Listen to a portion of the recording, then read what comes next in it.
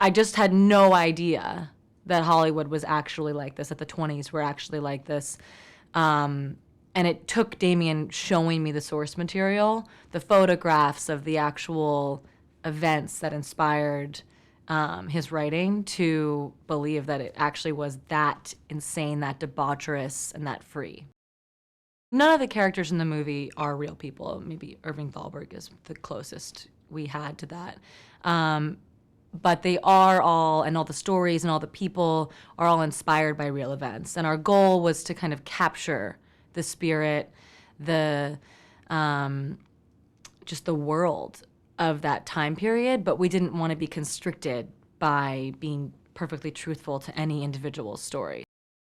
It's somewhat similar going into it and what ended up being the biggest challenges, which is just the size of what we were trying to make. I mean, it's a long script, it's a massive, every department was like, I've never had this many locations. I've never had this big of a cast. It was just, everybody was having the biggest meal they've ever had. And so that, wrapping your arms around the size of it, and staying focused and being able to actually execute well across everything to Damien's standards, which he was unwavering about, was the biggest challenge. It was pushing people to the limit in every department, so that was hard. I've been a huge Diego fan and believer, and I think Diego has a lot of the real character Manny in him. He has that purity and that hopefulness, and that he's a real artist. He's very, very dedicated and takes his work very, very seriously. The more you get to know him, the more you realize how intense he is about the work, and he's the real deal. Diego's the real deal. It wasn't like every other director was a woman. It just wasn't such a big deal the way it is. It wasn't like, in the female director, it just was, because at that time period, it was like whoever could pick up a camera was a cameraman. It wasn't so focused on the identity of who was doing what. It just, if you had the skill, you could do it. But the people I used in my research, I wouldn't say they had their careers handed to them. Like, everybody at that time period had to hustle and work and prove, the way that Ruth Asner, for example, got her first movie.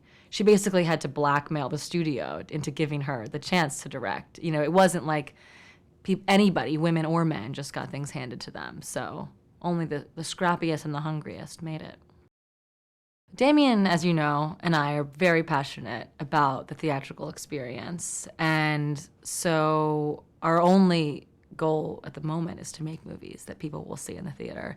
Babylon in particular, just the scope and the scale and it's an original epic. It's something that I hope people will remember the first time that they saw it.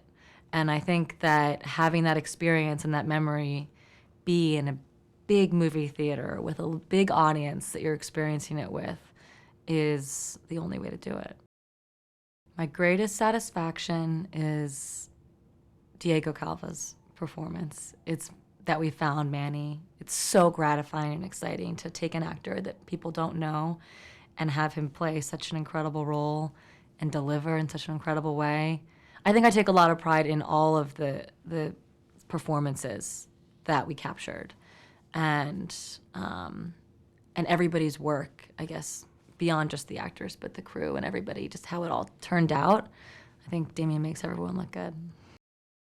I think the music is a standout part of this movie. It's something that we hope people, will dance to and will listen to at home and not, just put on during a theme party. It's remarkable. I mean, Justin has been working on this music, from even before we began shooting. He focuses only on these Damien movies as his sole focus. So I think you feel that in the work.